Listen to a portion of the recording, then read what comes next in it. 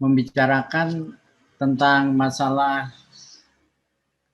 kuliah ya. Kuliah hari ini adalah sebetulnya kuliah tamu terkait dengan mata kuliah yang saya asuh, yaitu pengelolaan bentang alam terpadu atau integrated landscape management. Today for the guest lecture, I'm inviting Mr. Ali Akbar from Netherlands. He is the CEO of the Agriwatch with the topic in the Geospatial for Agriculture 4.0. In this lecture, I inviting Farah Aryaji as moderator to lead this lecturing. In this lecturing, the Mr. Ali will present his topic in Geospatial Technology for Agriculture 4.0, and then after he present this topic, we will open the question and answer session. Please, Mr. Farah, I invite him to start this lecture. Thank you. Terima kasih Pak Hikmat. Selamat siang semuanya. Perkenalkan saya Farah Nafisa Aryaji. Di sini saya akan menjadi moderator di guest lecture hari ini bersama Mr. Ali Akbar. He was my supervisor during my internship back then in Netherlands when I did my master degree. For today's lecture, we will begin with Mr. Ali's presentation. Then in the last 30 to 45 minutes, we will continue with a question and answer session. Mr. Ali Akbar, please, you may do your introduction and present. Sorry, Sarah. I introduce yourself. Introduce your profile. Ms. Sarah is alumni from the Geodesy Engineering ITB and then continue to the Twente University in Netherlands. Okay, sorry. Thank you, Pak Hikmat. Terima kasih. Terima kasih Pak Hikmat. Ya, tadi sedikit introduction dari Pak Hikmat. Saya dulu S1 di Geodesy angkatan 2013, lalu saya melanjutkan ke S2 di University of Twente tahun 2018. Lalu melakukan internship juga di Agriwatch bersama Mr. Ali Akbar. Dan sekarang beliau akan menjadi guest lecture kita pada hari ini. Ali, you may introduce yourself first a little bit, then you may present your lecture for today. Thank you very much, Farah, for the nice introduction, and thank you, Dr. Hikmat, for inviting me for this very exciting opportunity to present, of course, Agriwatch. I'll try to share my screen. First of all, to see the presentation, if I can succeed with that. Let's see. Now I should choose the right screen, and then where is it? Okay, I'll take it to the other screen. Probably here.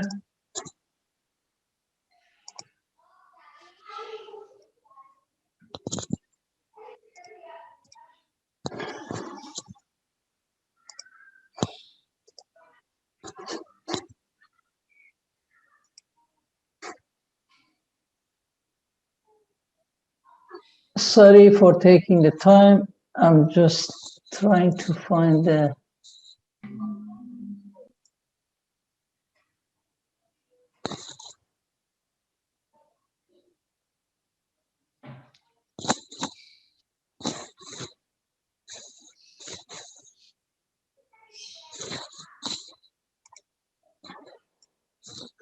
I lost your screen now.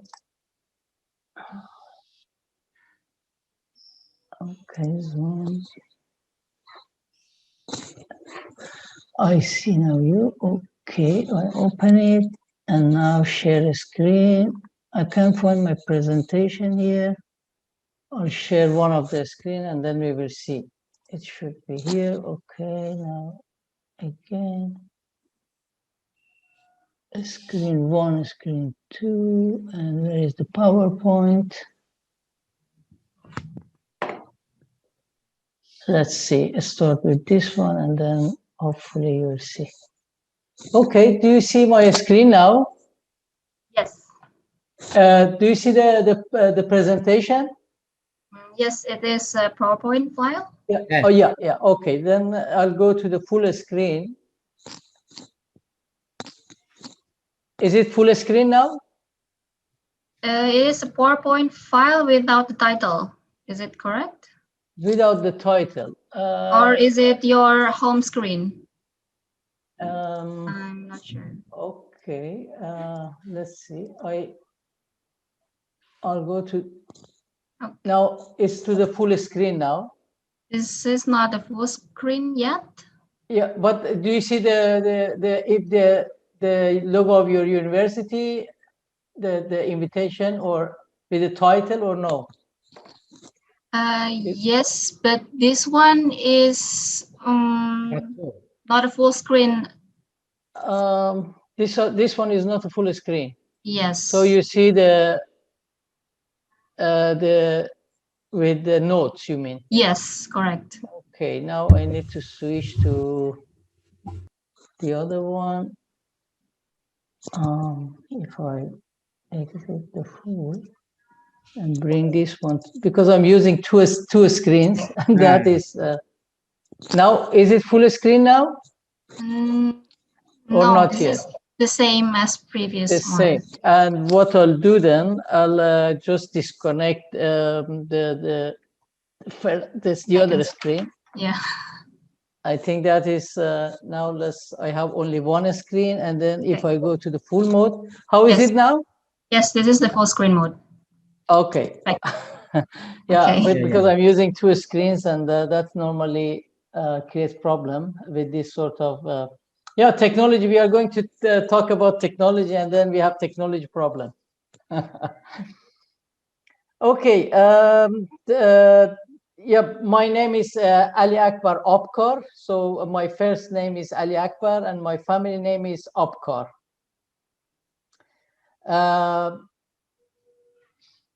Yeah, my background is in my bachelor is in mathematics, a major in computer, and my master of science. I did my bachelor in Iran. I'm originally from Iran, in Ferdowsi University of Mashhad, and then my master and my PhD in ITC University of Twente. My master is in geoinformatics using remote sensing and GIS, as you are all familiar with. Applied mainly to agriculture, because my background is in agriculture. As to the family, my father was a farmer. Then I had a special interest to apply the technology into farming practices to support and help farmers with the information and data from space, as satellites, as well as also the drones that we will discuss it today. And my PhD, for my PhD, I zoomed a bit into model-based image analysis using, let's say, the data and or knowledge contained in geospatial databases in order to improve the, for example, classification results using the satellite images.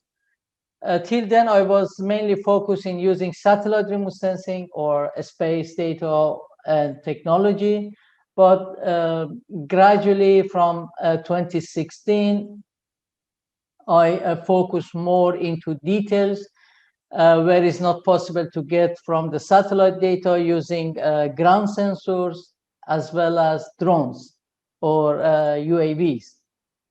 So that has been the case for the past few years. We have also developed our own sensors, which is called Spectrocam, which also try to present it also live, but I had a problem even to reboot it this morning. I don't know, it's and now it's shut down, and I'll try to maybe I was working with it the whole day yesterday. Regarding the Agriwatch, yeah, I'm the founder of this company. It's called Agriwatch, located in Enschede, in the eastern part of the Netherlands, and actually is formed by the ITC or University of Twente alumni, because I did my master and PhD at ITC.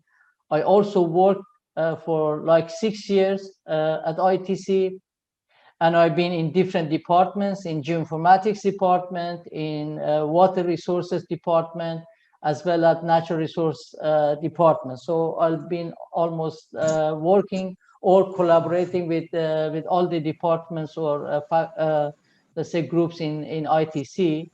And the people whom I work with, like the co-founder of Agriwatch is Professor Nano Mulder, whom was the head of the remote sensing and photogrammetric department at ITC for like 22 years or so. He set up the image processing lab, etc., etc. And also our soil expert is also worked at ITC and now is retired.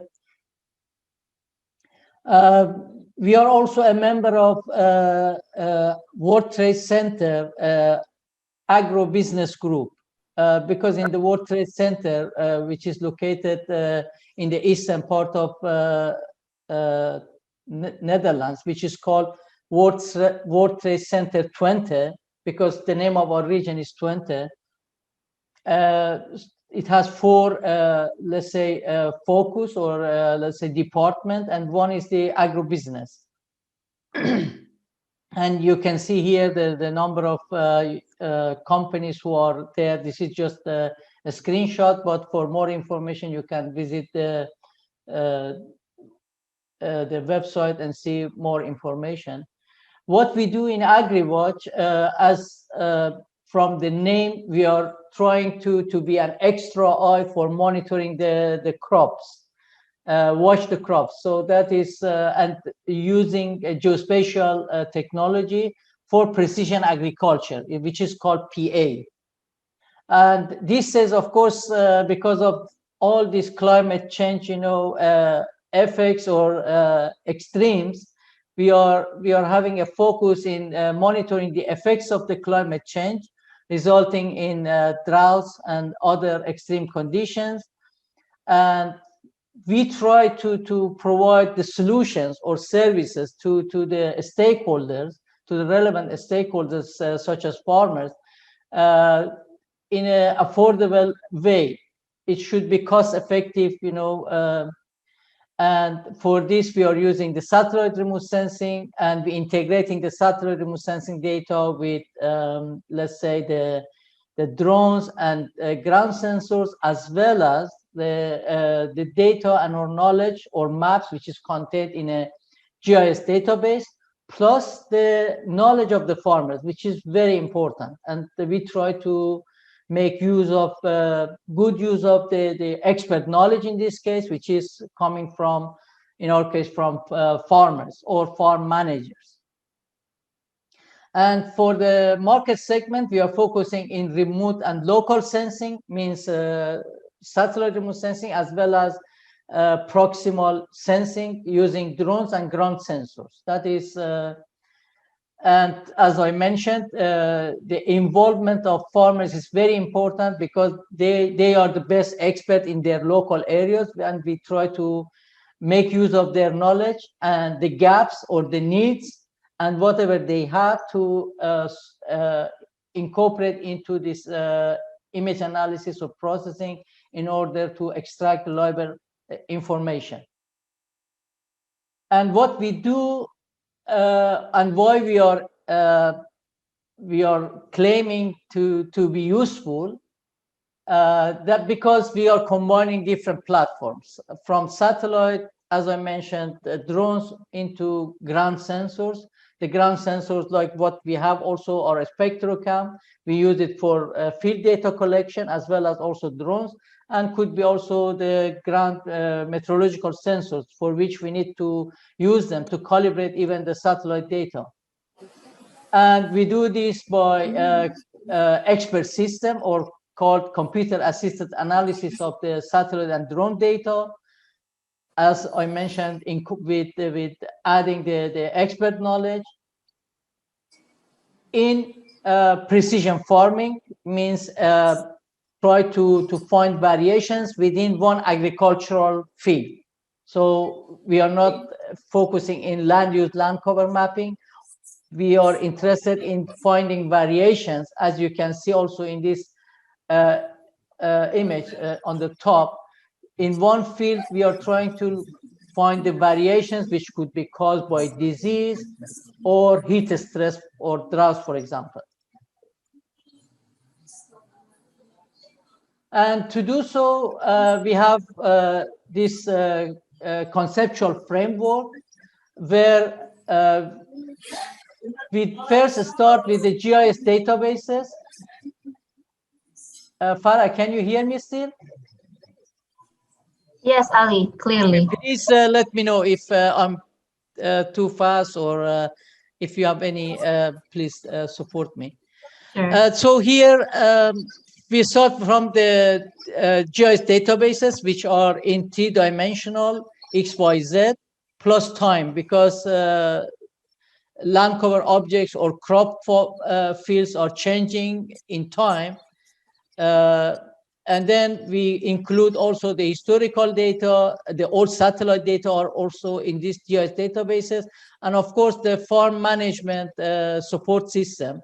And from here we get the main needs, the gap, and this is mainly the question is coming from farmers. For example, they are going to use nitrogen fertilizers, and they need to know by how much and where, instead of homogeneous at the same rate fertilizing, they need to have a variable rate, as is called fertilizing. So for this, we look at the agricultural fields of certain farmers.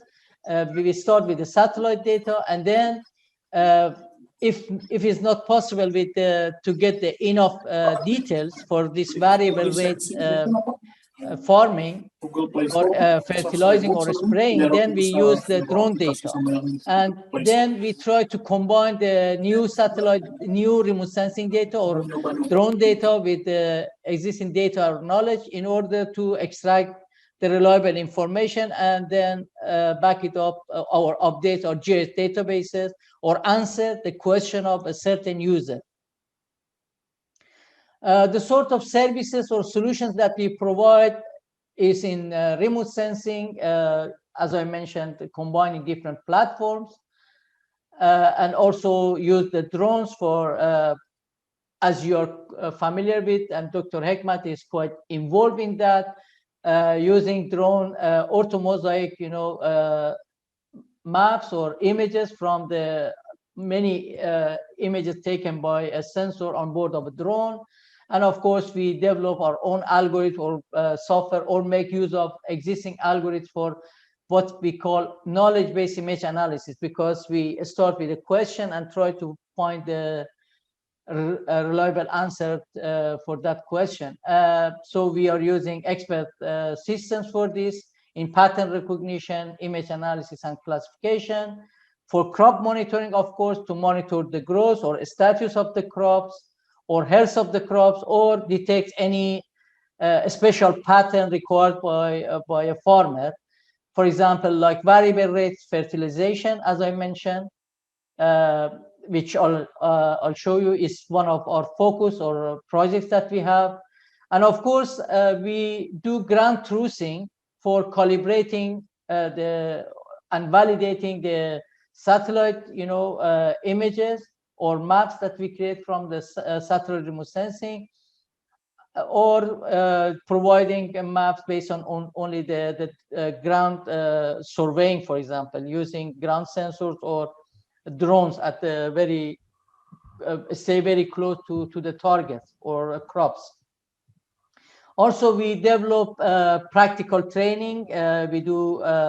We would love to work with the students, like student internships.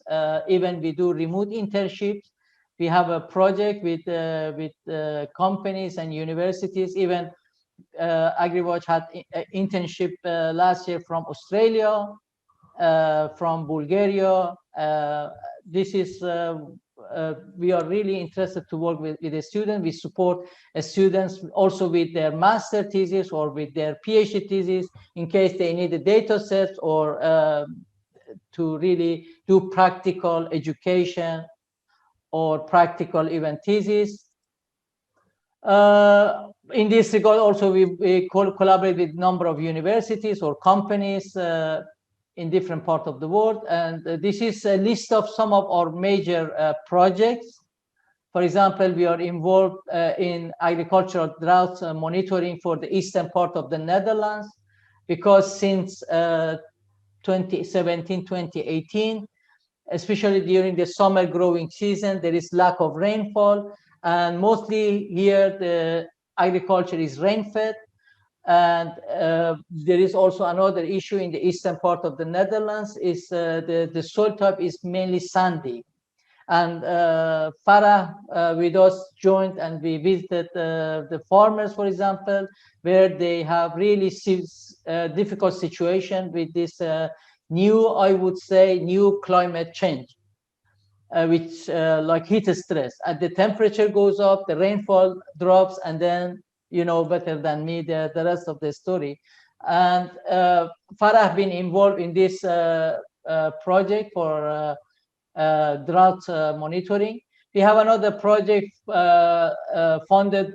The first project is funded by the Dutch government, and the second project is funded. This SmartAgriHub funded by the European Commission is Horizon 2020 project, and the lead coordinator or the coordinator of this project is Wageningen University, which is quite famous in agriculture. And we are developing, let's say, we try to optimize fertilizers for a wheat crop in the Polish, let's say, hub in Poland. We have our study area. We are working with the Poznan University of Life Science and 3 other companies in Poland.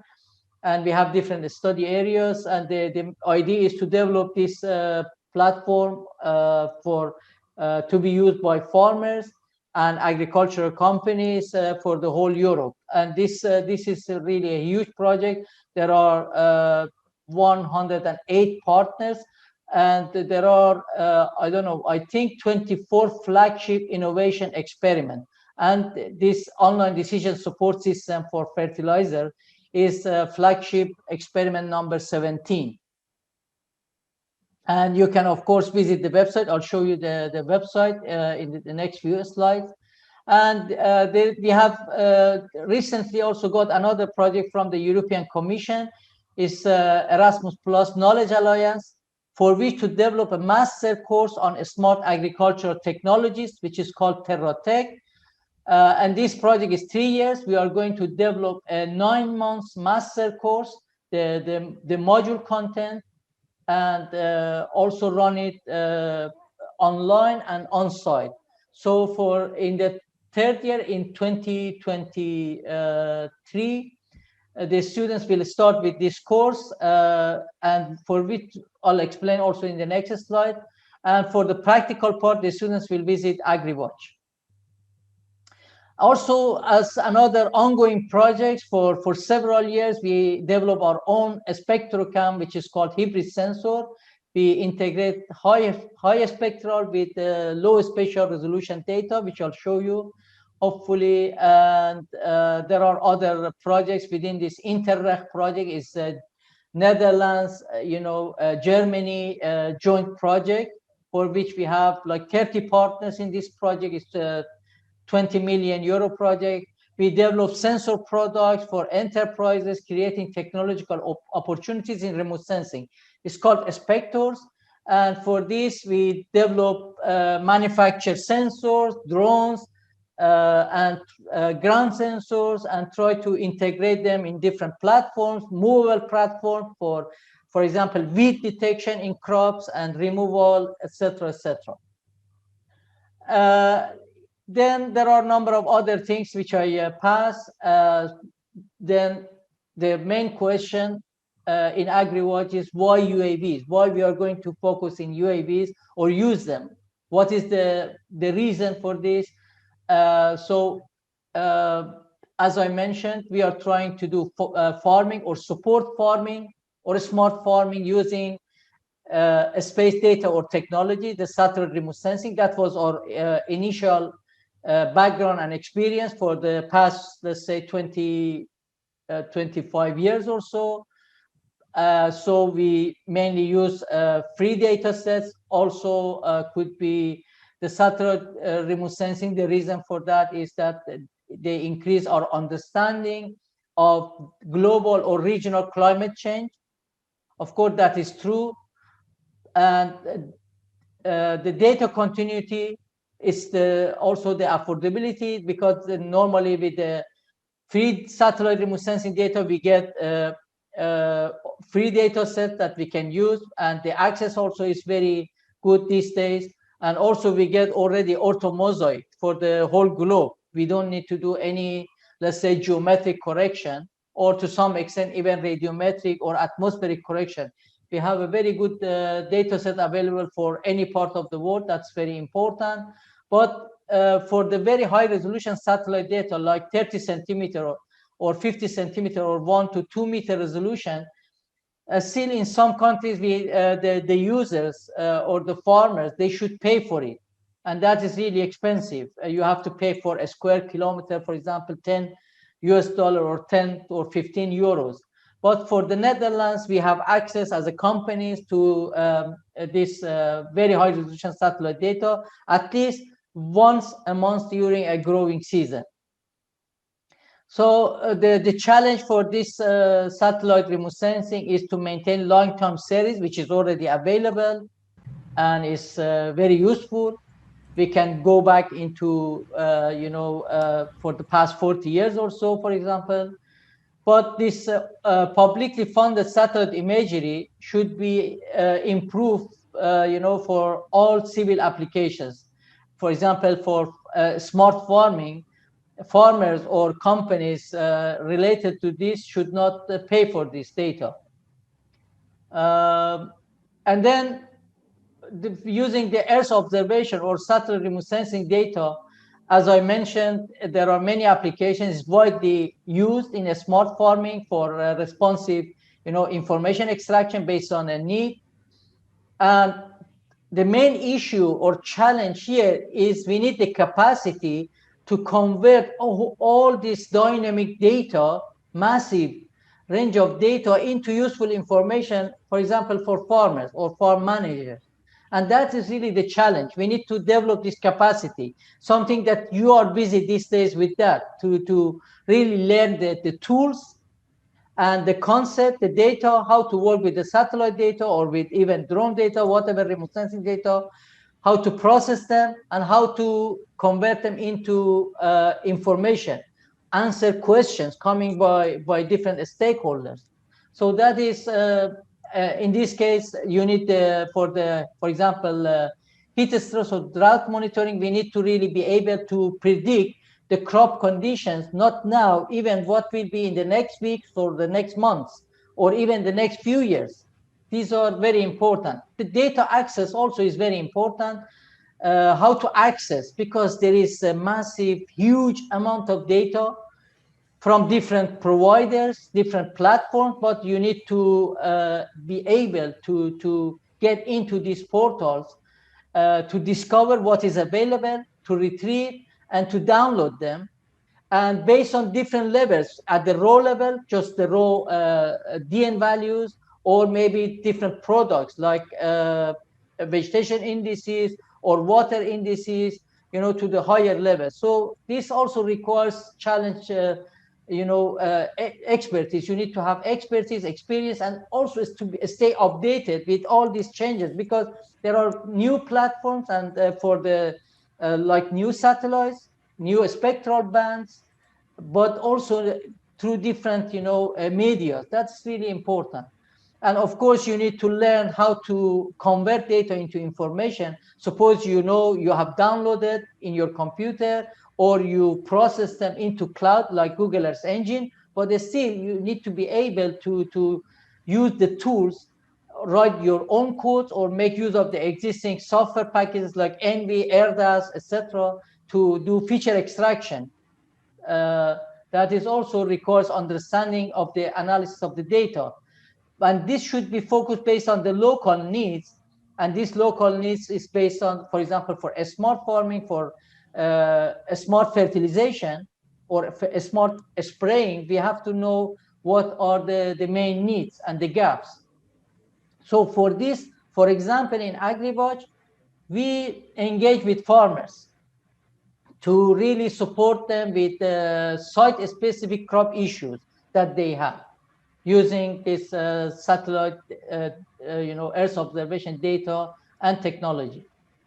And also regarding this capacity need, you need to have also develop your knowledge, skills, and of course you need to have IT resources. Not only the knowledge, you need, for example, the supercomputing, because this is massive data, or to use clouds, as well as computer hardware, software for converting the data into information.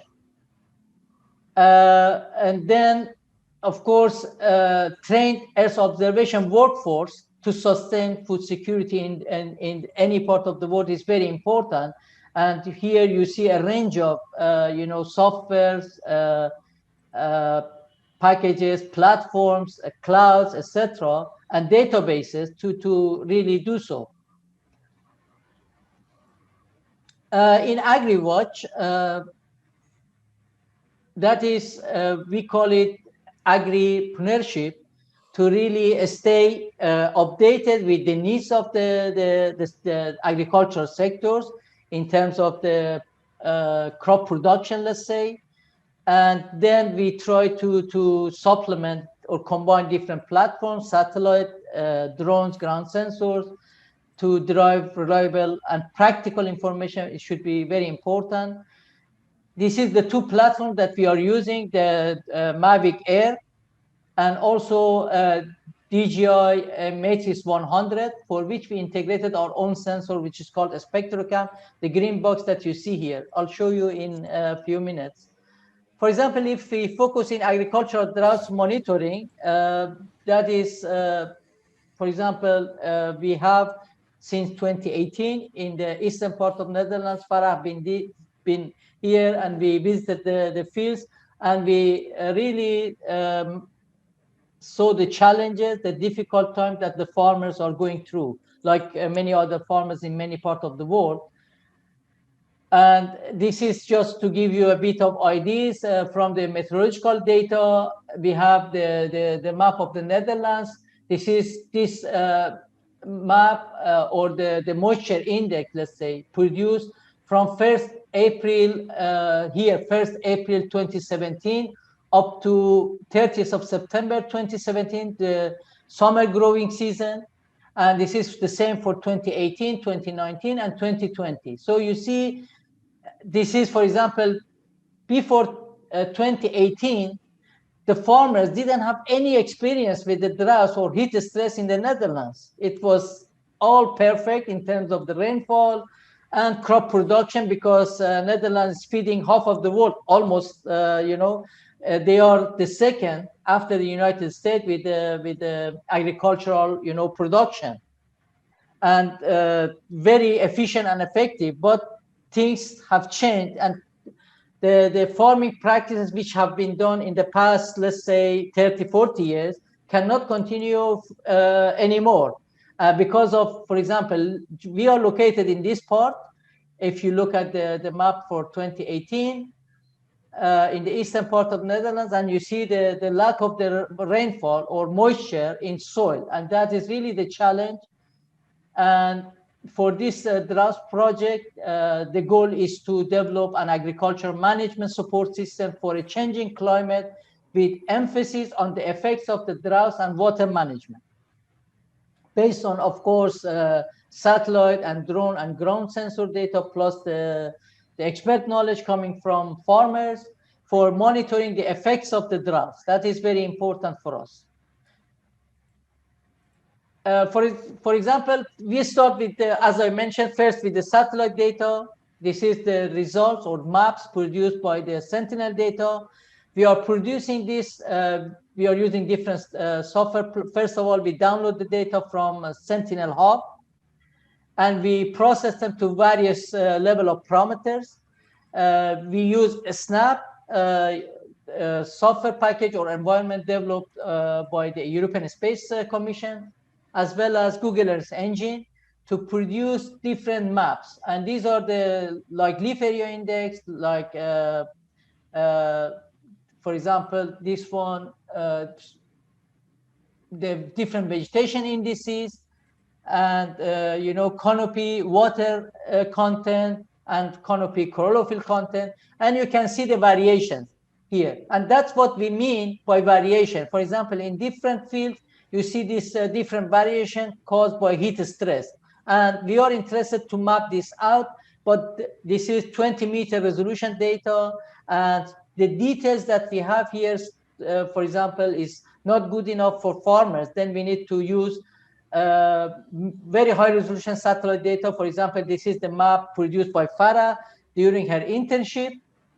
And what you see here, this is, we have four, even in the previous image, this is a 4-hectare maize crop. And the same you see here, this is the same field in 2019 growing season. And Farah used the very high resolution super view satellite images, which is about 50 centimeter panchromatic image and 2 meters multispectral 4 bands images and process. And here you see, for example, the red and the green color, or the maps, as Farah called them, the good maize and the bad maize. The good maize means the crop which is not under heat stress, and the bad, which is really under severe heat and drought stress. And really the farmer could not even harvest these red areas, take them to this green maize into the silo for the cows, had to just destroy them, you know, harvest them and make them flat, remove them in the field, because the quality was not good and they were full of disease and fungi because of the heat stress and this climate change effect, which I'll show you some images. And also Farah used the drone data for looking at the details, you know, at the different textures. So what you see here from the satellite data, but here, if we zoom in, this is part of this maize field and this is the grass field. First of all, you can see really during the months of July, 28th of July 2019, the plants are almost dead. You see it's brown. And if this is the ground picture and this is the drone picture from the height of 60 meters with the Mavic Air data, the RGB sensor, you see that the grass is completely brown. The leaves are dead. And this is the maize, this part is the maize crop. And if you look at with the satellite data, you can't see the texture. You know, this is the good maize and this is the bad maize. Farah, do you see my cursor? Yes, yes. Okay. So this is the green part. It's really, but still is not really healthy, you know, maize in terms of the chlorophyll content, the water content. No, but it's at least something better than this part. And this part is really the bad maize, which is almost you know, destroyed. And from the pictures, you see the different, you know, maize. These are the ground pictures. We also try to combine ground pictures with the drone images with the satellite. And this is the map produced by Farah. This is the maize, crop, or the drone data from the maize. And this is the map produced after the classification and of the good and the bad maize in 2 crops. So, and this information is really valuable for farmers if we have this in a timely manner. For example, during the growing season, we work with the farmers from the planting date up to the harvest, for example, like 4 or 5 months. Then we, for example, every month we can at least produce 1 map like this, and then the farmer can make a decision or informed decision what to do. If they have access to water, maybe they can irrigate instead of irrigating the whole field, 4 hectares or 10 or 50 hectares, then only irrigate part of that, which is really under stress, and then hoping for the next month when there is a rain, then the damage will be controlled. And as I mentioned, the bad maize part, you see, this is the drone image, and the farmer, this part was the good maize, which was harvested and by the combine harvested, the big machines, taken to the silo. But for this part, is flattened. The maize were not harvested, but only the farmer used a small tractor to just flat the maize, to destroy them, not to take to the soil because it was full of fungi. And I'll show you what does it mean by this fungi or this heat stress. These are the ground pictures taken by a normal camera. And you see the heat stress or the drought stress caused by this climate change in the eastern part of the Netherlands. And these are the fungi, and the cobs of the corns which are not mature, they are empty or even they are bare, and the fungi, you see, and also the leaves are completely dead. Or you see, look at these fungi, it's terrible. And also the effect of the weeds, because, because of the heat stress, there is opening, and you can see here from the skylight, the canopy are not closed. So there is a strong heat, the soil is dry, and the weeds like here, they took over. And with Farah, we visited this cornfields several times during the growing season of the 2019 and 2020. Last year in January, even January of 2020, and I think late season in 2019. And these are the effects. And you see there are other pictures. You see the effect of the droughts here in the maize crop, and the soil type also is very sandy, light soil. So that is really cannot absorb or hold the water or moisture. And this is the orthomosaic drone that we produce by this RGB sensor, for example. This is for the 2020. And for this is the maize field, maize crop. This is the maize crop. This is newly planted grass, and the rest are grass. Here they are grass for the dairy farming.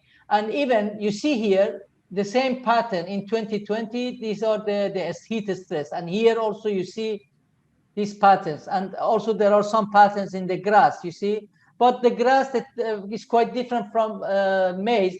If there is a bit of rain, the grass will recover quite quick, but the maize cannot recover, and the damage is much more in green maize or corn compared to the grass. So I'll go to the SmartAgriHub project for developing this decision support system for fertilizing. As I mentioned, this is also a huge project, and this is the website of the project. If you click SmartAgriHubs.eu, and then you can look at the list of these flagship innovation experiments, all these projects in different parts. All the 27 EU member states are involved, and there are more than 108 partners. It's, for example, in our experimentation, there is a combine harvester, and for which there are a number of sensors on this combine harvester. So that is maybe relevant to the topic of this presentation, Agriculture 4. There are a number of sensors on this combine harvester. This combine harvester belongs to the research station, agricultural research station of the Poznan University of Life Science in Poland, located in Poznan. Is our partner. There is first of all, there is a hyperspectral soil sensor while harvesting, collecting hyperspectral soil data. And also there is yield measurements in terms of the quality and quantity. For every, depends to the speed of the tractor with this boom, then we, for every square meter, we know the quality and the quantity of the grains for wheat crop. And here we combine different, of course, we have sensors on board of these combine harvesters. We have also, as I mentioned, this soil data as well as hyperspectral soil data. We use drones as well as we use satellite data like Sentinel data for generating this fertilization map or variable rate map. For example, this is one map we produced a few weeks ago. You see with 5 classes. We call this management zones. You see 5 classes, and we can adapt nitrogen fertilization to this is 50 hectares wheat crop located in Brody village in Poland, in Poznan. For these 50 hectares, we have 5 classes, and we can adapt the rate of fertilization differently, so not to have a homogeneous or uniform rate. And for this, we use yield information from previous years. We use slope and elevation data, the soil information like organic matter content, the pH, the Ca, and also, of course, the vegetation indices and leaf area index from satellite data plus the drone data to produce such a map. Kira masuknya tadi. And also for this master course, this is the website. You can visit the website and get all the details regarding this master course on smart agriculture technologies, and hopefully you can apply for this master course when it's ready, because now we are developing the content and modules.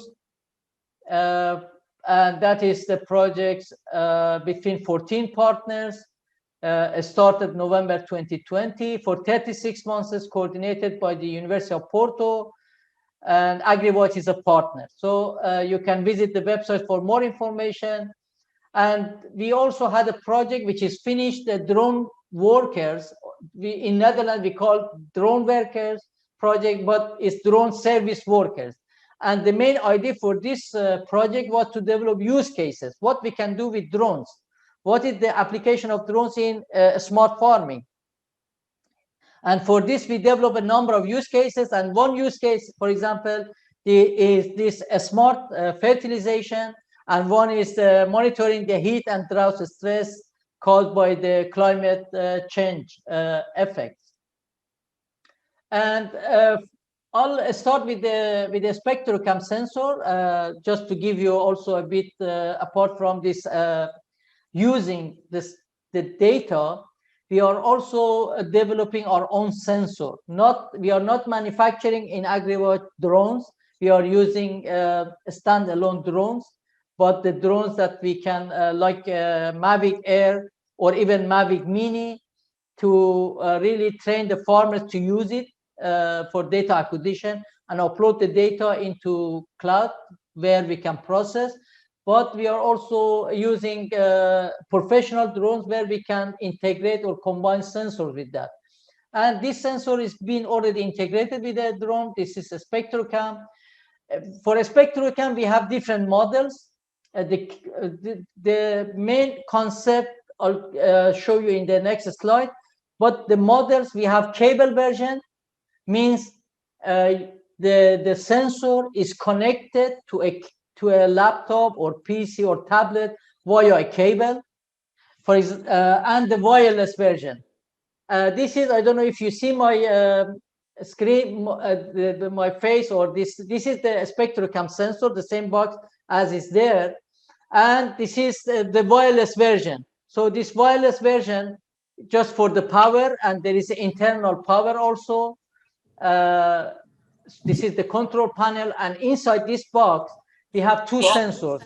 So this has already been integrated with the drone, and you see this is the interface for mounting on a drone. And inside this box, what we have here, this Spectrocam, it has a RGB sensor from plus hyperspectral sensors. For the spectral features or a spectral, hyperspectral sensor, it has, based on different versions, 1024 or 2048 spectral bands. And the wavelengths start from 350 nanometer up to 900 or 820 or up to 1100 nanometers, for which for this one, the small one, STS version, we get 1024 spectral bands, and for the USB version, this is the USB version, we get 2040 spectral bands. And for the spatial feature, we use the webcam RGB sensor, for which provide us with 700 by 800 or different resolution. And the weight could start with a small one from 300 grams up to 800 or 850 grams for the big ones. And these are the different versions. The small ones, the 300 grams, the SCS version. The RGB sensor is the same for all of them, but the spectral, hyperspectral sensors, which comes from the ocean optics, a spectrometer, we buy it. We do not make that.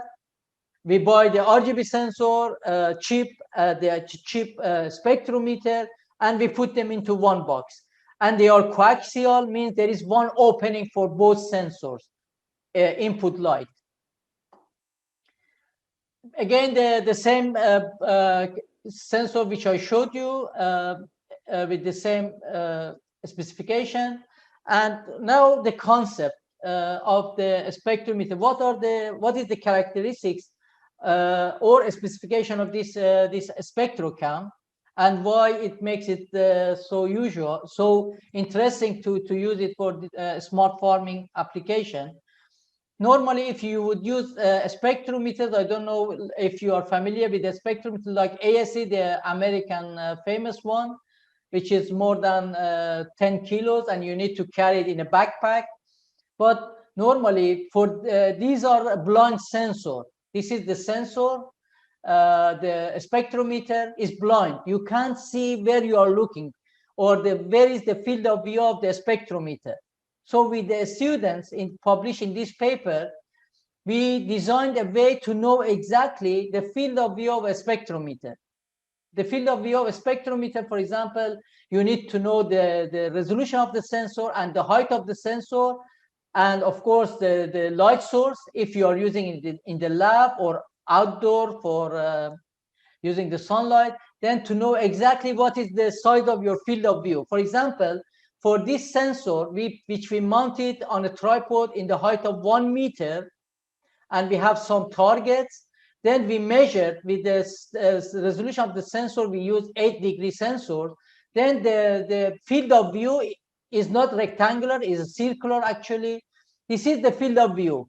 For example, 10 centimeter. We place a paper.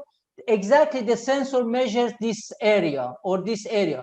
Then while we try to start taking measurement, we remove this paper and we do the reading to read the spectral data.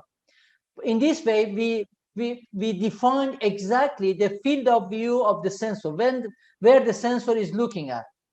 And that is the difficult time in the field. You don't have time and you want to do the data collection, or if you do the data collection as a supervisor, I like to check the quality of your data. I don't have access or to the RGB data at the same time to look at.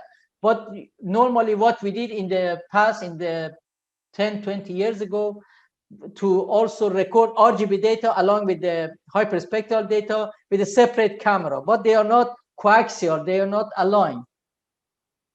But with our Spectrocam, you see here, this is the graphical user interface of the Spectrocam. And what you see, this is Professor Nano Mulder, we did a field visit together. Here you see this rectangle, or this rectangle, I don't know if Farah is visible, this red rectangle. Farah, do you see this yes. red box? Yes, I can see the red box. That is the field of view of the spectrometer, very small. It's, for example, 20 pixels by 100 pixels, superimposed on a larger background image, RGB image. So this RGB image that you see here is the data coming from the RGB sensor inside the box. And what you see here in the left-hand side, this graph, this is the data, the spectral data or a spectrum coming from the hyperspectral sensor. So we have two sensors. One is the RGB data, one is the spectral data. But the nice things with this sensor is that they are aligned, they are coaxial.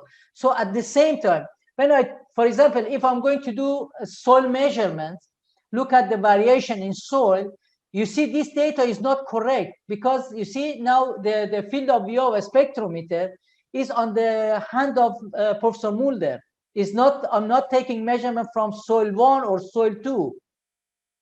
I know exactly this measurement is from the hand. So later on, after a month or a year, I can check the property of this spectral data, and this data is not related to soil. Of course, there is a bit of soil here, but mainly is from the clothes or hand. Here, I know exactly, I'm looking at the tree canopies here, not the sky, not the roof, nothing else. And here, I'll just show you the concept of the spectrocam. This is the field of view of the spectrometer, just taking measurement from the standard white reference. A standard white reference is something which I have here, this white reference, and we use this one to calibrate our spectrometer. It's with almost 99%, reflectance. So this is the white target, we call it. And as you see here, we have, so the RGB, this is the RGB, and this image shows that I'm reading exactly the white reference. And here I'm reading this part of the car. Here I'm looking at the sky. I'm looking at the skylight measurements. In this one, I'm looking at this part of the flower, not the right part or the background. Here, then you see I'm reading the sky, the cloud properties. It's not the blue sky, it's not the building, or the vegetation. I'm looking exactly at the cloud. So I'm measuring. So I'm measuring the skylight variation here. And I see the change in the spectral or in the spectrum, in the spectral property. And when the clouds are moving, I see exactly that the spectrum is changing.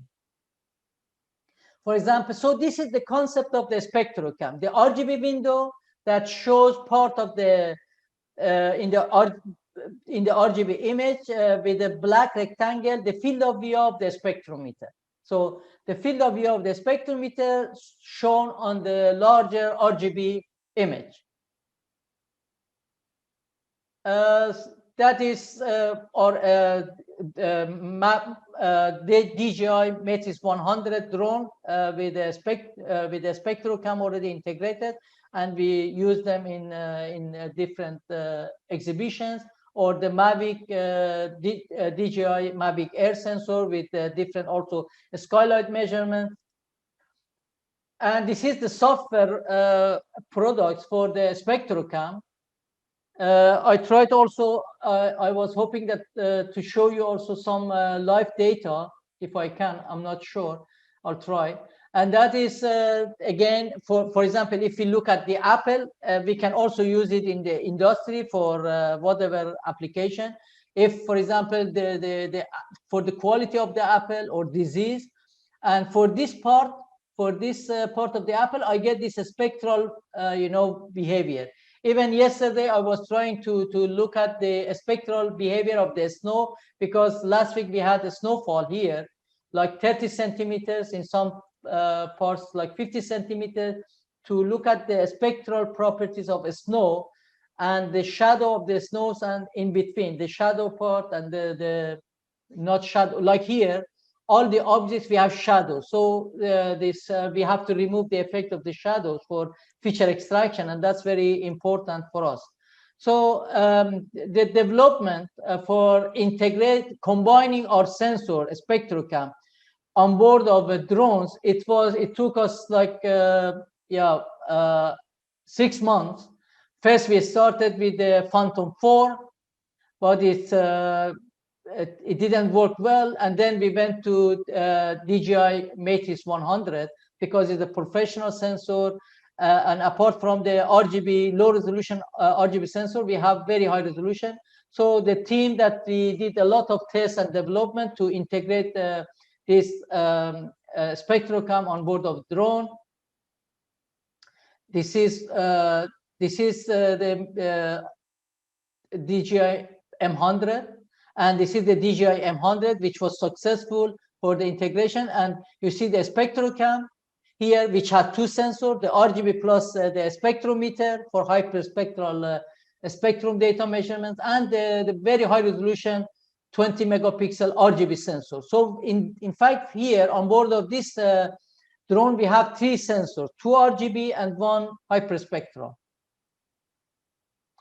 And we work, as I mentioned, with number of companies, universities. With Poznan University of Life Science, we developed this smart fertilization. With Rheinwald University of Applied Sciences, we developed IoT sensors, Internet of Things sensors for ground measurements, for drone measurements, even manufacturing and customizing drones. It's a technical university with Professor Rolf Becker. We are developing different, even movable platforms where we have sensors on board to detect weeds and remove, even is under the development. And of course, with ITC, we have a strong collaboration like Farah. We have a student internship, and we have joint research work, etc. And also with the University of Porto, we have this master course in smart agricultural technologies, and also the Dutch companies or Dutch government and the World Trade Center in the agribusiness group. So that is for now. I think I've taken already like an hour. I would like to stop here to spend more time on questions, and also to learn more from your interests and applications or use cases that you have in mind, and how we can take this to the next stage, this technology. Dr. Hikmat, Farah, thank you very much.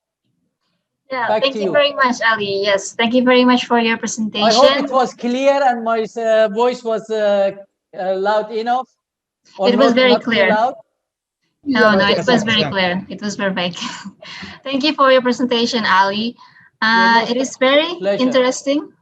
I'm sure for all the audiences here also thinking the same. And I'm opening the question and answer session. So for anyone who has questions, please write down in the chat box, or in English or in Bahasa Indonesia, it's fine. Then I will tell the question to Ali right away. So Ali, there are 75 participants right now, so it's quite a big class. How many? 75 with us. Excellent. Wow. Yeah. Very pleased with that. Very pleased with such a interest, great interest. Thank you. Yes. Thank you all. Ya, bagi teman-teman semuanya yang ada pertanyaan, silakan langsung ditanyakan saja. Oke, ada pertanyaan pertama. There is a first question, Ali, from one of the students named Haidar Alfanur. And thank you for allowing me to ask the question. A spectral photometer in drone can be used in intercropping system. Example, maize with legume plants. So, Ali? Thank you. Yeah, thank you for the question. But I didn't understand intercropping. That is, can you, Farah, maybe, or Dr. Hikmat, we have intercropping here, for example, between wheat and maize, and that is the future. Wageningen universities, they have a very good projects because to reduce the input with this intercropping, and that's really indigenous knowledge where in your country and many countries being used. But what sort of you mean to, if I understand, so for intercropping we can use satellite data, that's sure, because we have mixed crops. Like, for example, in Netherlands is testing at this moment and experimenting with intercropping. We have, let's say, 3 rows of maize and 5 rows of wheat, and then the same pattern is repeating. For sure, we have to use drones. That is, I think, very use case for using drones for monitoring the crops and variation in the crop, if I understand the question. But I don't know what more I can reflect on.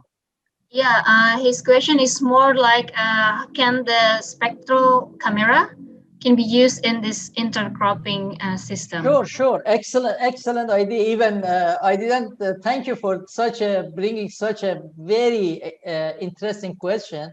And yeah, I should inform Professor Mulder. One is very important use case for our Spectrocam. We don't know that because it's not really common yet, this intercropping. And certainly we can use a Spectrocam at the height of 10 meters, 20 meters, 100 meters, maximum we think 100 meters. And we are mainly focused for the ground measurements, even at the ground with our hand or on a tripod, we can do field data acquisition from different, crops for intercrop. It's very interesting question. Yes, certainly we can use it. Thank you, Ali. I hope that answered the question. And there is another question from a student as well, named Hilmi Aji. And the question is, now in Indonesia, it often rains and almost every day include the climate change. Is the use of drone efficient to know the water needs of plants every day? And would you like to explain the reason? Thank you. Could you, Farah, mention that's regarding the rain and to use the drone for monitoring the water content? The water needs of the plants every day, yes. The water needs. Yes. Yeah, sure. I think what also we've been doing here with the satellite and drones, monitoring the heat stress or drought stress, and also the water need. I think that comes together, and then we are now discussing with a Dutch company to do a smart irrigation because from the smart irrigation, the pipes and the tubes and the center for drip irrigation, which is installed normally at the beginning of the season, they lay down all these pipes, or maybe it's already there for the orchards installed for 5 years, for 10 years, depends to the lifetime. And they just open at the same rate, irrigation. What we are trying to do now in Netherlands is to join with these companies to do a smart irrigation with sensors, drones. We can, like this map that was even produced by Farah, we can provide information, only irrigate these areas now. You don't need to do the same rate irrigation for the whole 10 hectares, only irrigate 1 hectare now. I don't know if this answers the question. Yes. I hope. Yeah, I think it's quite clear.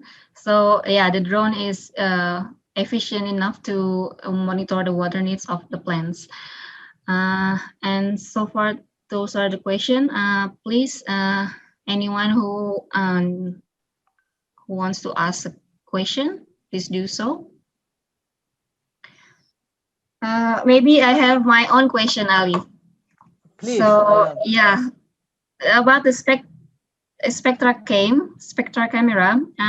So This is maybe also more explanation for the students as well, like why it is necessary to observe the spectral pictures, but using this high spectral level until 2000 channels. Like, why is it necessary? Why not using only 3 or 4 channels?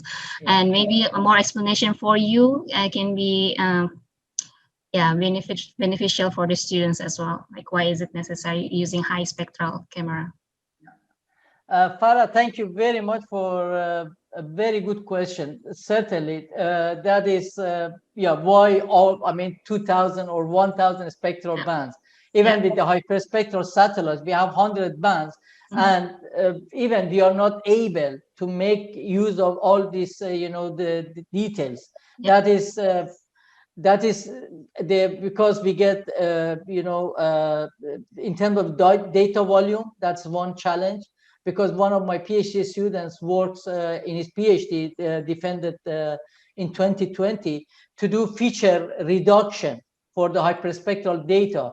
We get 100 spectral bands, even 100. For this spectrometer, we have 2,000.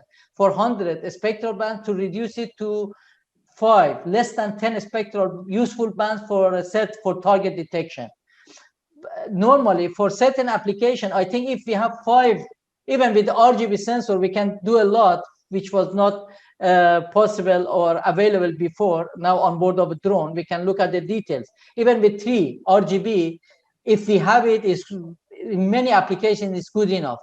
But if we go to the multispectral data, not hyperspectral, multispectral, 5 or 10 useful bands is more than enough for many applications.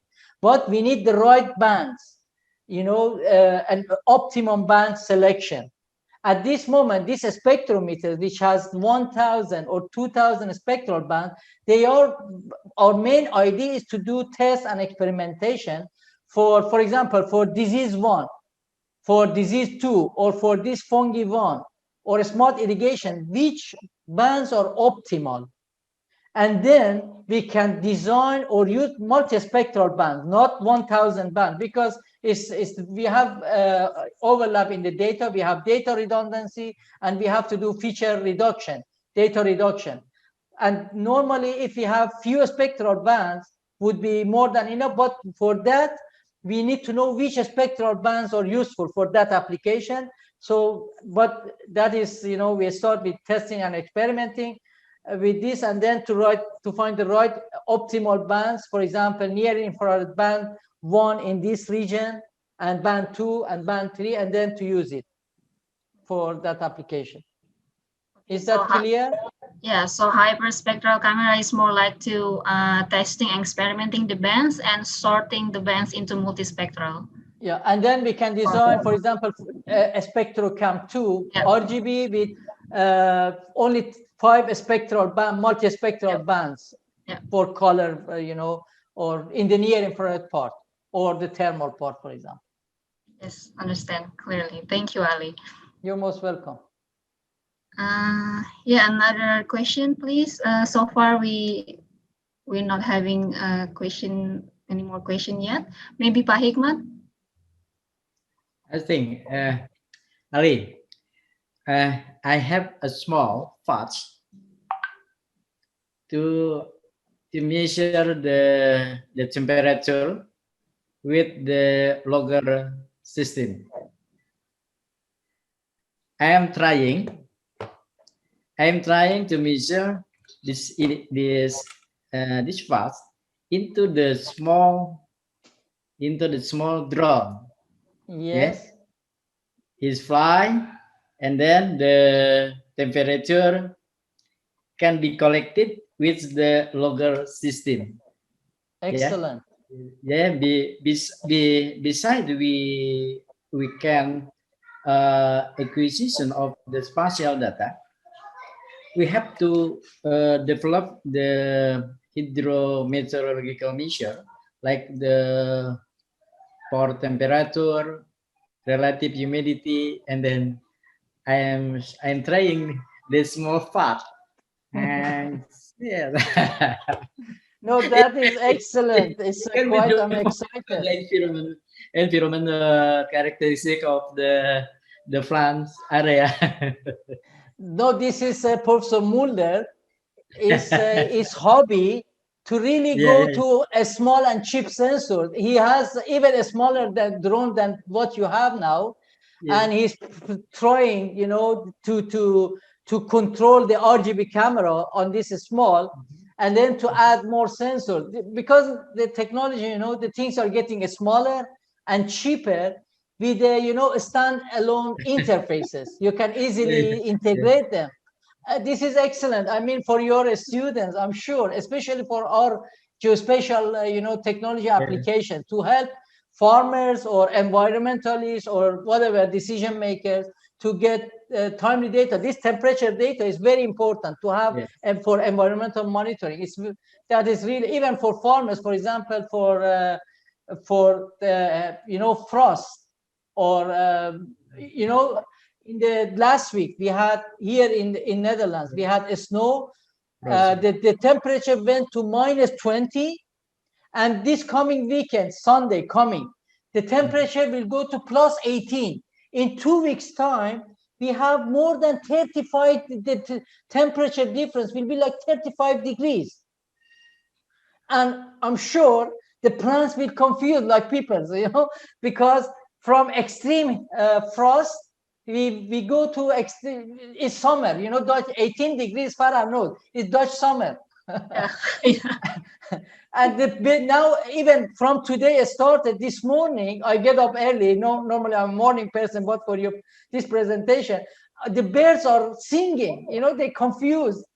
We had still snow is there, but till yesterday it was minus. From today, change, the minus is gone. Now it's +2 or +3, gradually to +18 in few days.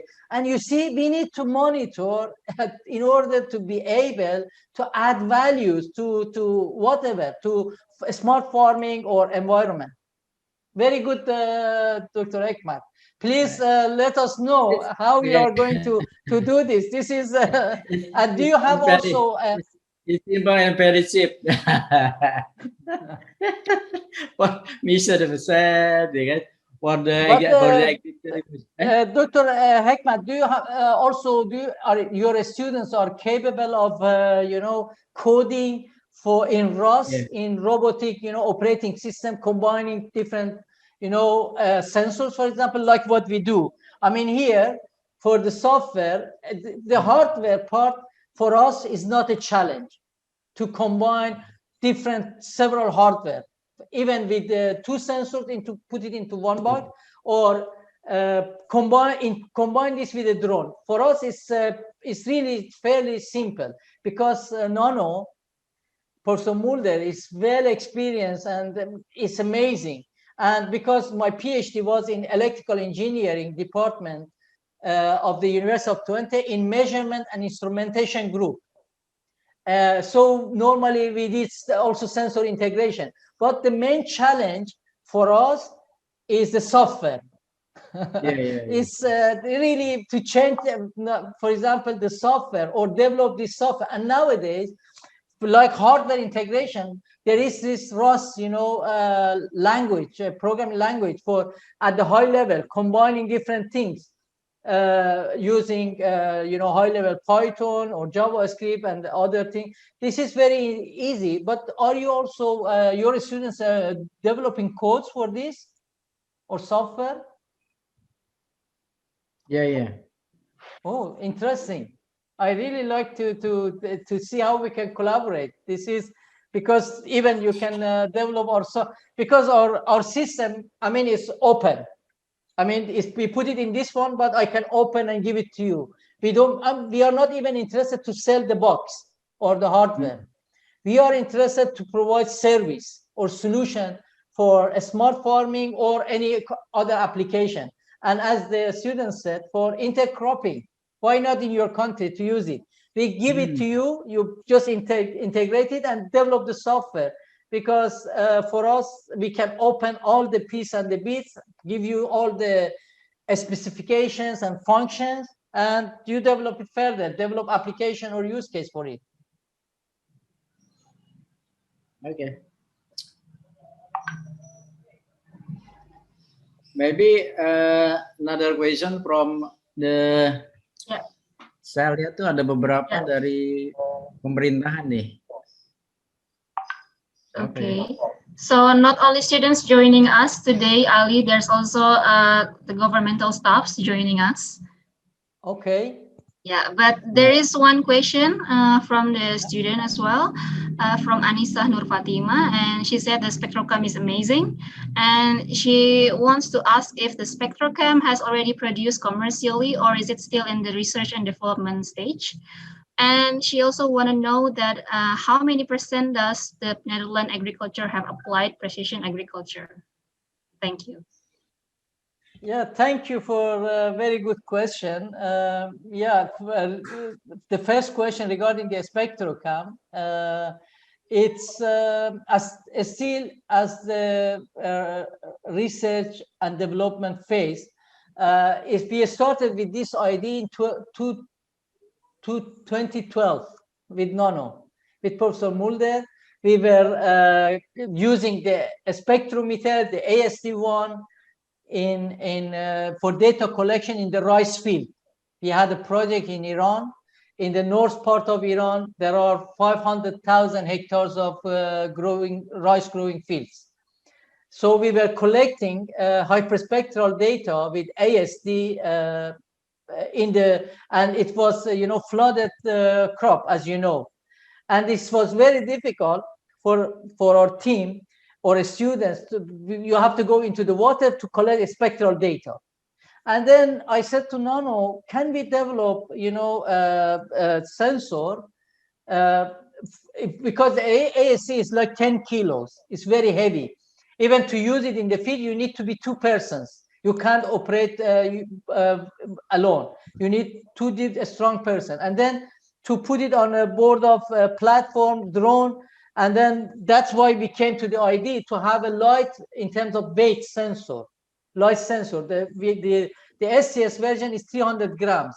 I don't have it. It's with Nano, the other one. So with this idea, Nano said, okay, after 2 months, we had, okay, I can make one. Okay, excellent. Then we designed, and it was successful. But it went very slow because we are not really a commercial people. And myself and Nano, Farah knows, we are scientists also. And we are not really interested to sell the box. Although we have sold a few, but it's only for the R&D department of the universities. We are interested, or research centers. They got it to experiment and test with it. But for us, and also we don't have a production line. Our company is a small company, and we don't have, personnel to really buy all this stuff and do the integration, to have a 3D printer, because this box was printed first by ourselves. So the 3D printing, it takes a lot of time. Or the optical part. This part is the optical part which is with the ABS, material, which is should not pass the near infrared light. But this one is not, there is a light leakage from this one, this plastic material. But then we went, after we designed, we printed this with a third-party company, or this interface with the laser cutter and the things, But we don't have all these resources in our company. The laser cutter, advanced 3D printing, and also for the panel, to make all these switches, the light switch, the battery, the internal power switch, and the Raspberry Pi. There is an internal computer in it. It's a Raspberry board, a mini computer. We buy all this stuff, but the integration for us, really, we are interested. If you are interested, we are interested to pass on the knowledge, and you make it, operational and sell it to generate a business out of it. But we are personally not at that level. We don't have the resources, and also, mind you, the personal cost here in Netherlands is challenging and very expensive. and risky. Farah knows. We are very much interested even to collaborate with Farah. There are challenges, but this concept is finalized. We have several versions, the cable version, this version, but we are interested to continue with this. We are mainly interested to Nono is getting bored to work in one thing. He likes to continue, like a small drone. Even now we have the idea to put this on a tripod. I tried to connect this one, and something went wrong. I don't know. I should try to put it on a tripod here, for example, in my office, and from there you can control this to do the data collection, to work with it, to learn from it, to look at the sky, to look at the green plants, to look at the soil. Even we can do online field data collection. That is our next development plan. So that is answering your first question. I hope, to my knowledge, that is. And Farah, what was the second question? The question is about how many % does the Netherlands agriculture have applied precision agriculture? Yeah. Yeah. Very excellent question. I don't know. to be, it's not much. To be honest, it's not much. I mean, although depends. I mean, what we define. I mean, how if I define a smart fertilization, for example, or a smart irrigation, or a smart spraying, I would say that is not much improving. But with the you know, in terms of the machineries, is well advanced. In terms of the mechanization of the agriculture, if we call it also a smart, I mean, in terms of the mechanization for planting, for spraying, for killing the weed, spraying not the variable rate, spraying with big machineries with a uniform rate, like 7 meters boom. They use 7 meters boom with a speed of 5, 6, 7 meters. That this big machinery would move within the plants for spraying or for harvesting. All this is mechanized, and also for processing, for you know, taking it to silo and processing. All this well mechanized. It's very advanced here in Netherlands. But when it comes to the satellite and drones and ground sensor, for this question that you had, to answer your questions, to say a percentage, maybe, I don't know, is less than 15%, I think. Not much. But it's growing, because I mean, we are still testing and experimenting. I mean, in AgriWatch, still we don't have operational solutions for farmers, to be honest. We are of course, this heat stress map that we produce helped Hank 1, Hank 2, and the farmers, but still we have to put it into you know, as a service. You have to incorporate it into the cloud, that they can use from their cell phone, and develop an app that to download the satellite data, and then even a company, third-party company, to do the drone data acquisition with RGB, multispectral, and thermal sensors, with different sensors, and then mosaic this data, pre-process, and then analyze it to answer that question which came from the farmer.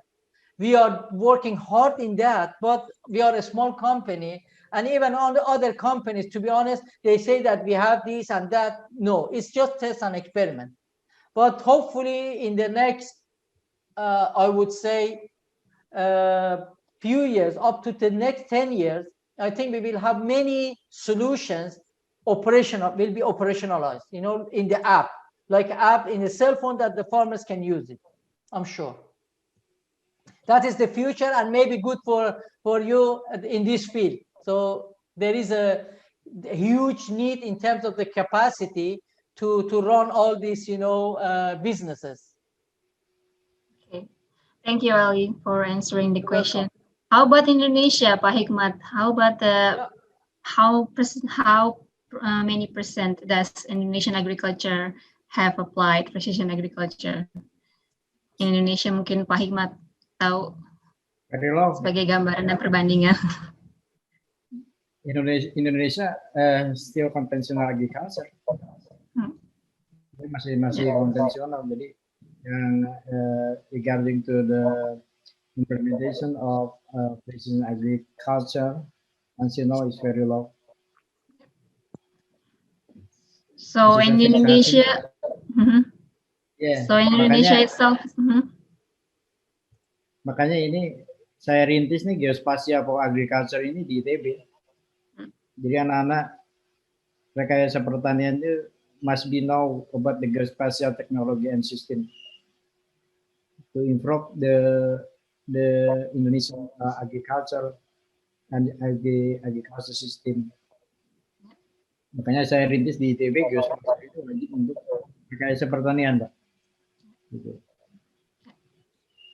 Yeah, so in Indonesia, we are still using a conventional agriculture, Ali. So mechanization is still far from us. Even mechanization is still far from us. So precision agriculture is way far, way far from us. Yeah, I can imagine, and also needs a lot of resources, and especially with this drone data.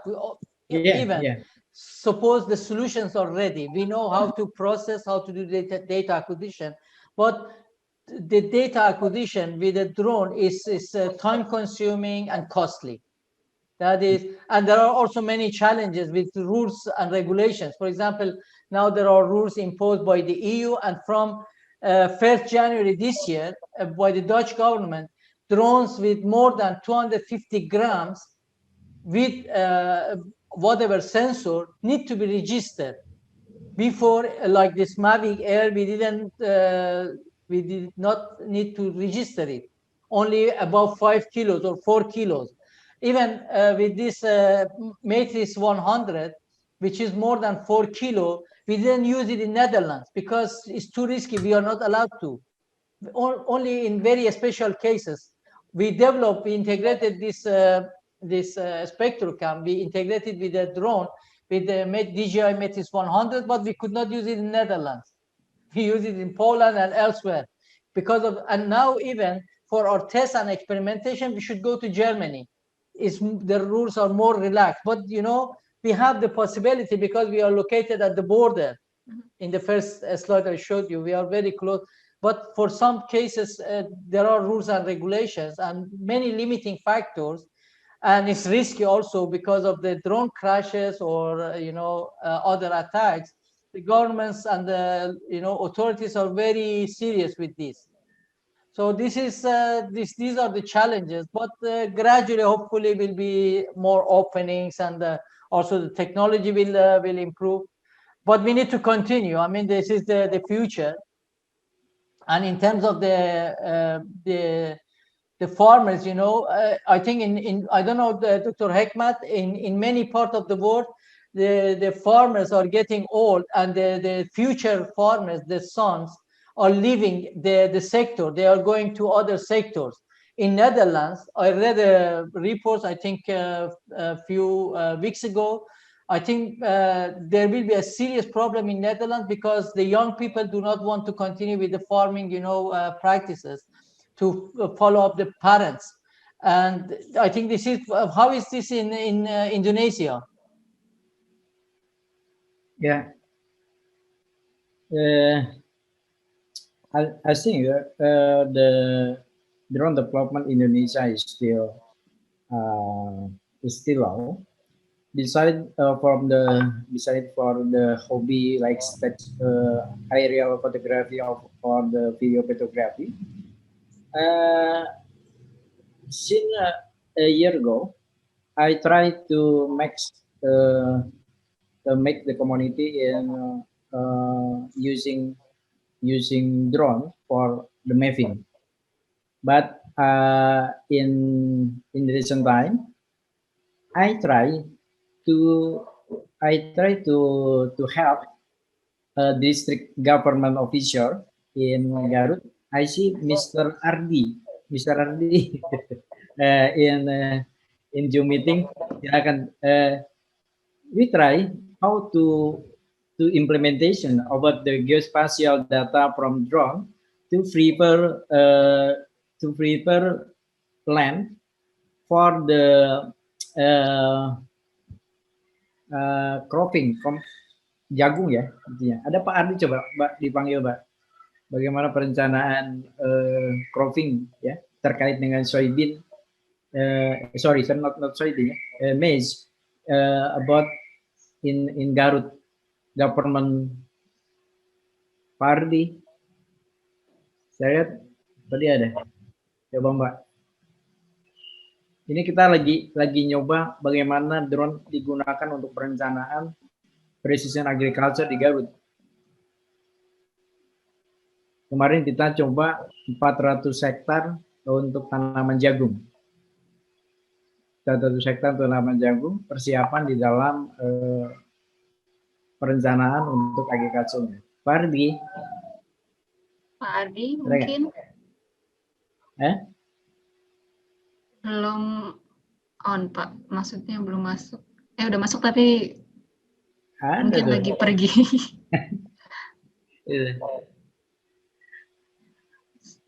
Yeah. Okay. Yeah, so Ali, we are calling Pak Ardi.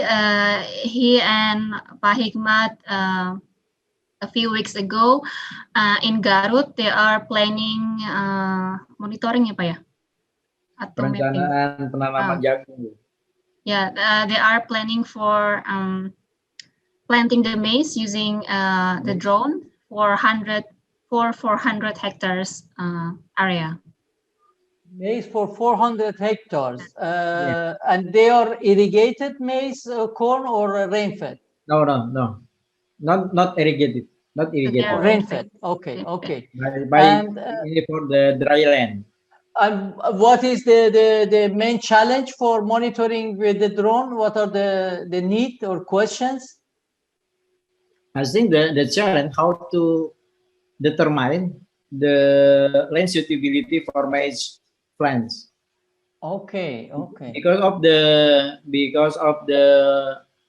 environmental physical parameter not found, so I make new innovation how to get the physical environment with the like here wherever the Teknologi here itu kan, we can the physical environment to determine the class of maize suitable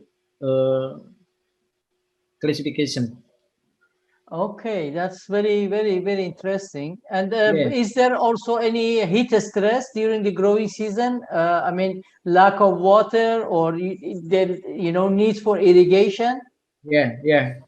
Oh. Yeah, I think based on the automosaic mapping, which we put from the spatial data of drone, we classification and identify the location for the irrigation system, like from the river, which will be connected to irrigate the maize system. Okay, that is very good. But I think for the small farmer in Indonesia is very new era. The conventional agriculture system must be done in Indonesian farmer. So we have to teach my student in agricultural engineering. They have to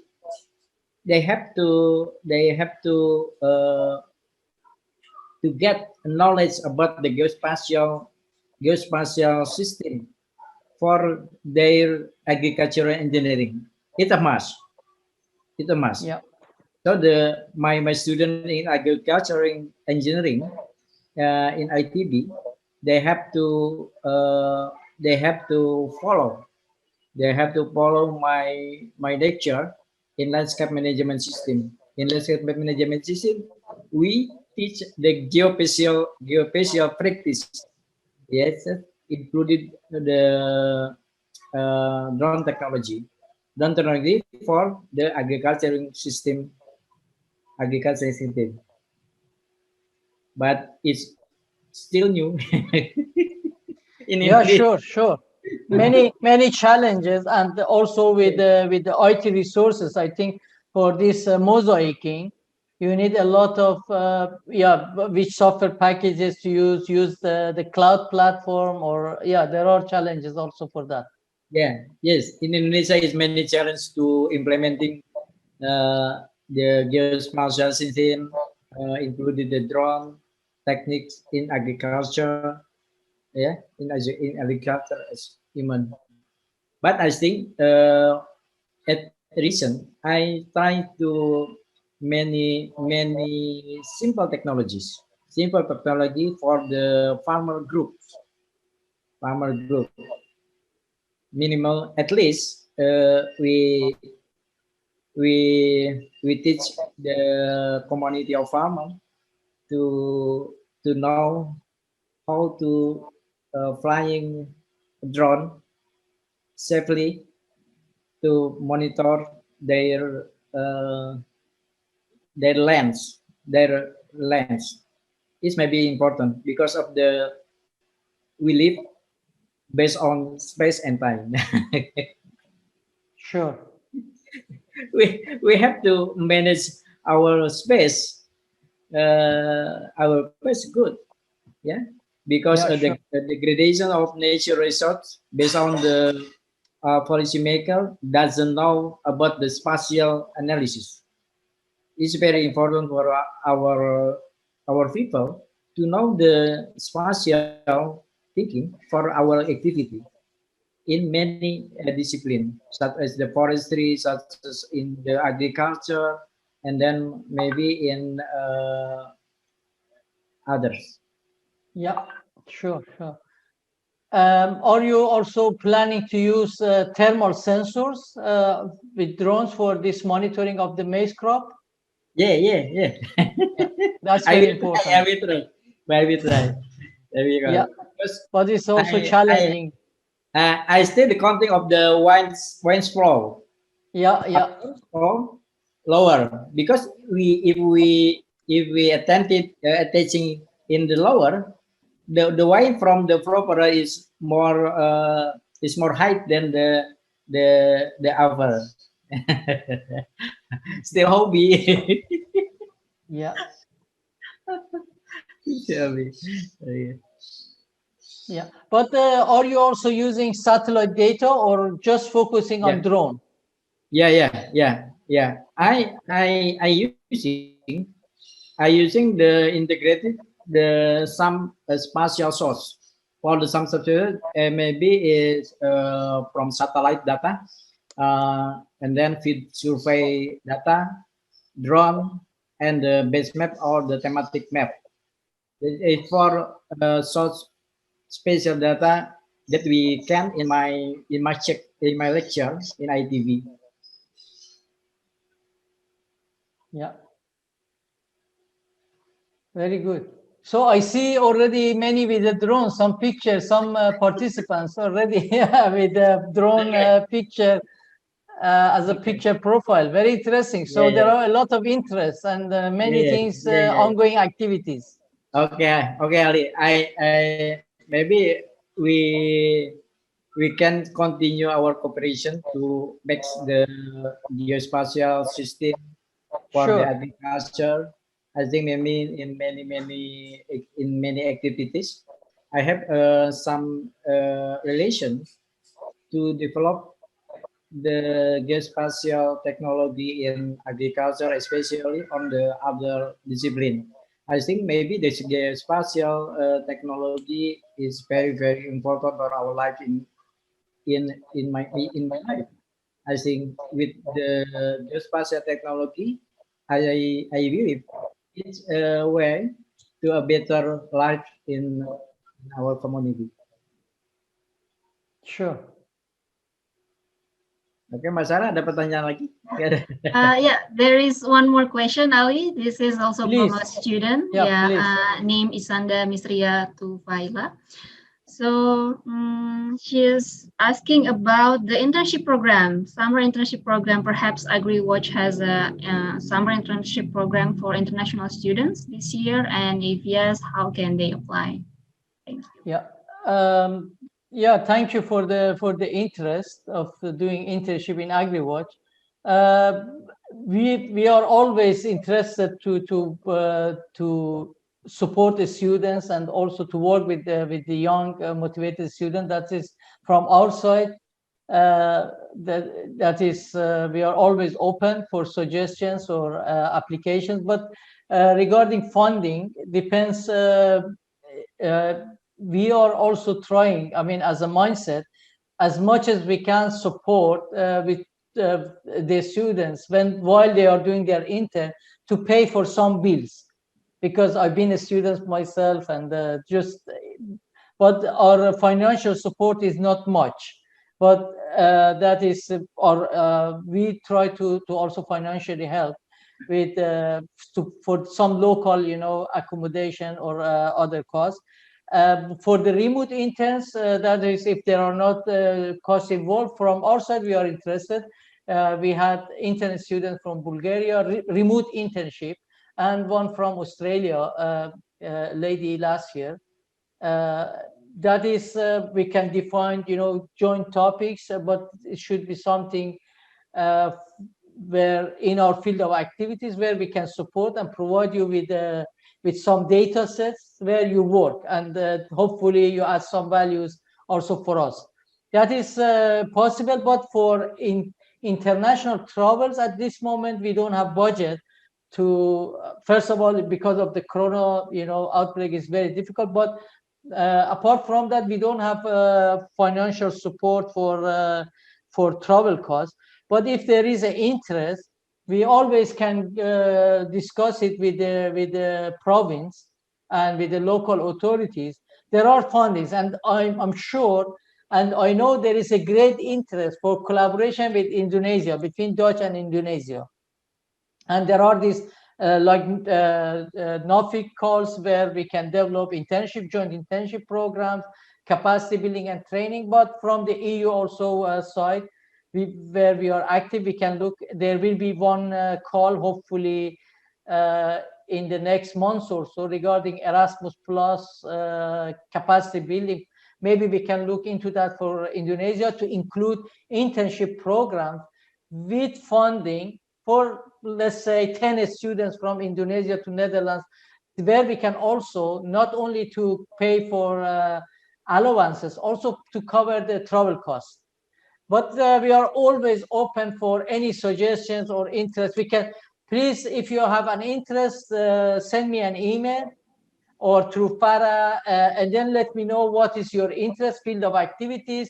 If you want to work in a smart fertilization, in drought monitoring, in in sensor design, for example, and integration with a drone, or using thermal drones in this application, or, for example, using a Spectrocam in intercropping.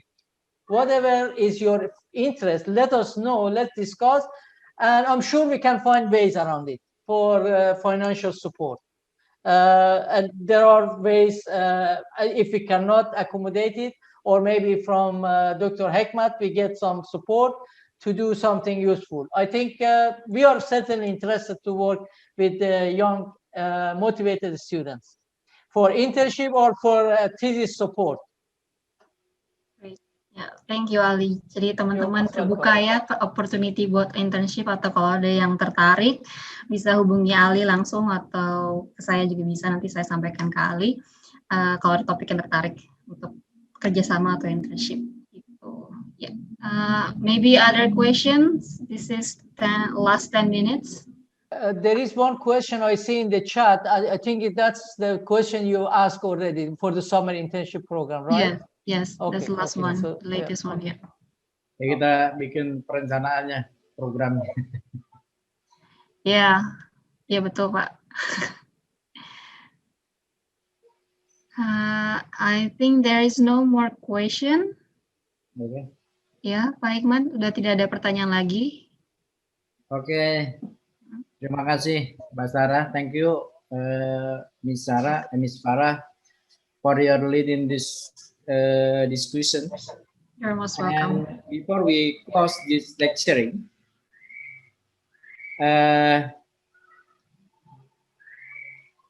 on behalf the Dean of School of Life Science, I awarded the certificate to Mr.